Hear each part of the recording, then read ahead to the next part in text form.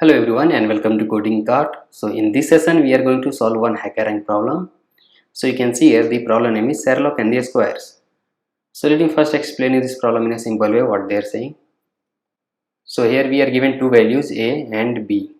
Now what we have to do here is we have to find the total number of square values present between this range, and these two values are also included. Now for example, suppose A equal to 24 and B equal to 49. Now what we have to do here is we have to find the total number of square present between these two range, and these two values are also included. So if you see here square values will be 25, 36 and next is 49. So this 24 is not a square value, so we won't count this one. This 25 will be counted, 36 will be counted, and this value is also included. So we have total 3 values, so we have to return this 3 as our answer. So this is the problem here. We have to return the total number of a square value present between the range of A and B, in which A and B are also included.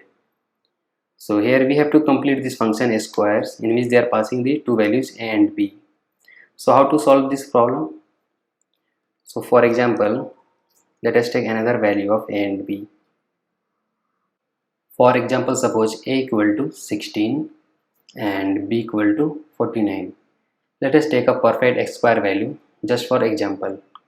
Now they are saying that we have to find the total square values between this range of A and B, between the range of 16 and 49, in which this 16 and 49 are also included if they are perfect square. So here 16 is a square and 49 is also a square. This 16 is a square of 4 and 49 is a square of 7, and between these two range we have another square value like 25 and 36. So for this value A and B, our result will be 1, 2, 3 and 4. We have to return 4 as our answer, because there are 4 values.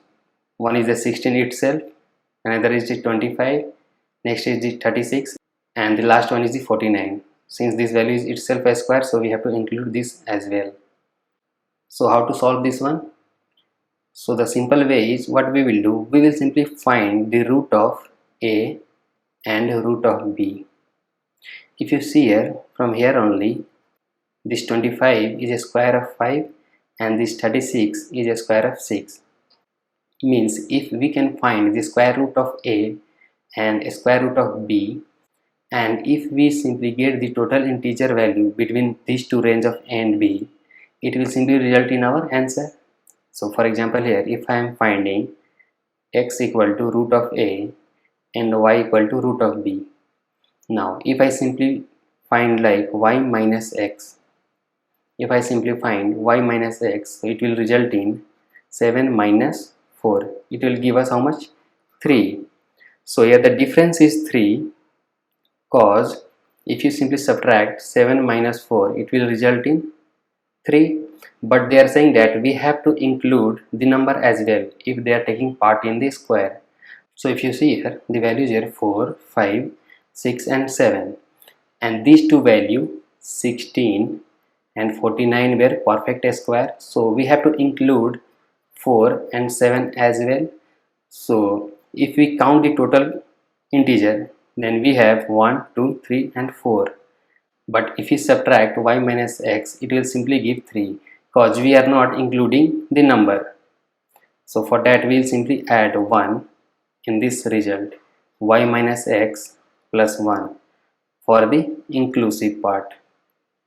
Like here our value was from 4 to 7. So when we are subtracting y and x, here y minus x, so we are getting here 3, but we have to include the number as well, either this one or this one. So we have to add 1. So our final result will be y minus x plus 1. So this was the case when we have a perfect square number for A and B. Now what if we don't have A and B as a perfect square number, A and B as a perfect square number? For example, if I am given A equal to 15 and B equal to 30, now we have to find the total square number between these two range. So between these two number we have only 16 and 25 we have only two square number. So if you apply the above logic, means if you simply find the root of a and root of b, so it will be my x and this will be my y part. So here root of a will give root of 15 will give us a number like suppose 3.87 something, and here root of b means root of 30. This is my a and this is my b. So root of 13 will give a number like 5.47 something, means here we are getting 3.87 something and 5.47 something. Now if you see here, the value is here 3.87. So whether we have to take the value 3 or 4, this is our confusion over here for this number 3.87, and for this number 5.47, whether you have to take 5 or 6, we have confusion. Most likely in our mind we will be thinking like it is less than 5.5, we should take 5, correct?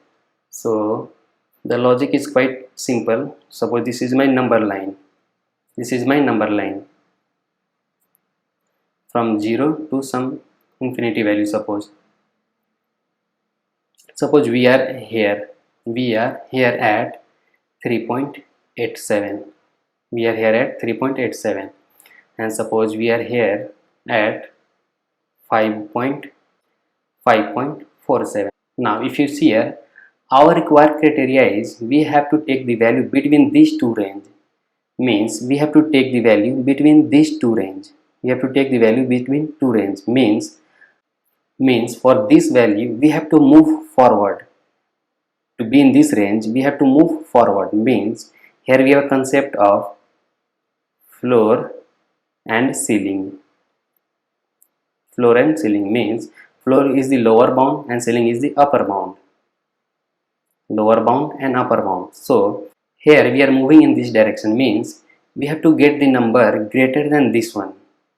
Since this is 3.87 and we have to move to the greater number, means we are taking the upper bound, we are moving towards the next greater element. And for this one 5.47, and our required value is in this range, means for this value we have to move in this direction, means we have to take the value lower than this one, means we have to take the floor for this value. So this was my a part and this was my b part. So when we are taking the root of a, we have to take the ceiling part, and whenever we are taking the root of b, we have to take the floor part. So this is clear.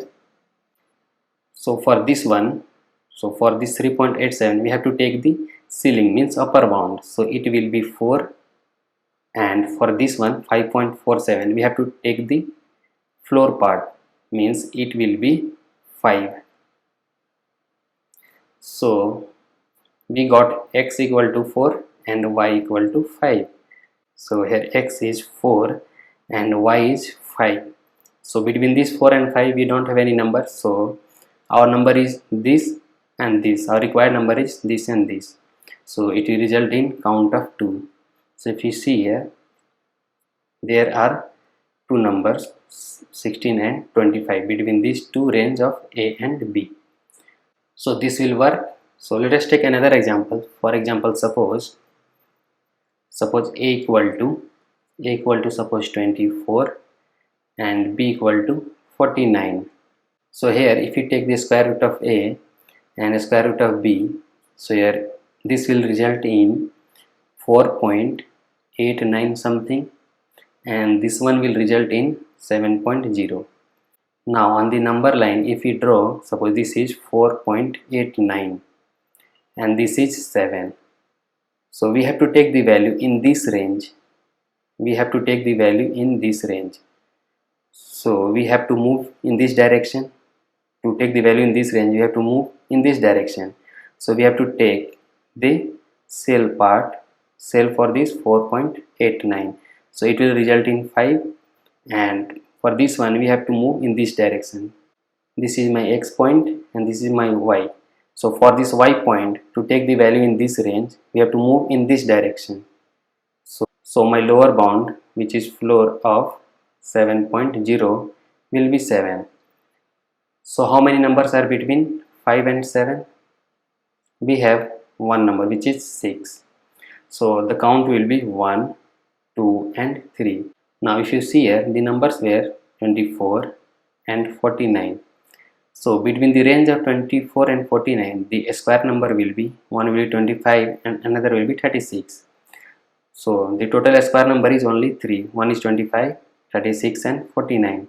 This value is 3 and here also we have 3. So this logic is working fine. So what we will do, we will simply subtract y minus x. So here y is root of b, and for b we are taking the floor part, means lower bound, floor of root b minus cell of root a. So y minus x, it will give the difference and we are including the number as well. So we will simply add 1, because if you see here, if I subtract 7 minus 5, it will simply returning 2, but here the values are, total count is 3. So we have to include the number as well. So for that we will add 1. So we will write this logic. So let us write the code. So here we have to complete this function, a squares function, in which they are passing the value a and b. So what we will do here is, we will first calculate x and y value. So x equal to math dot square root for a, and we will calculate the y value, y equal to math dot square root of b. Now we have calculated the square root of a and b. Now after calculation of the square root, we have to go for the upper bound and the lower bound. So for root a we are taking the upper bound, and for root b we are taking the lower bound. So here we have to take, for a we have to take the upper bound. So math dot cell for this value,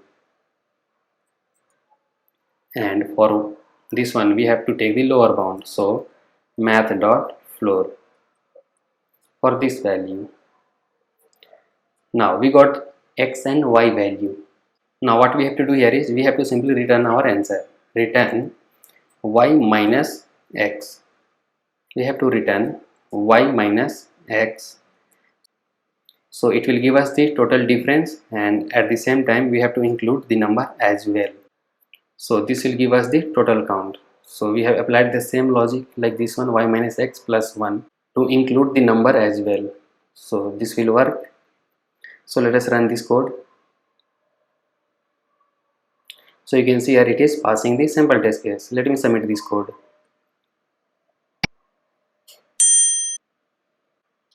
So congratulations, we are done with the hidden test case. So this was the problem.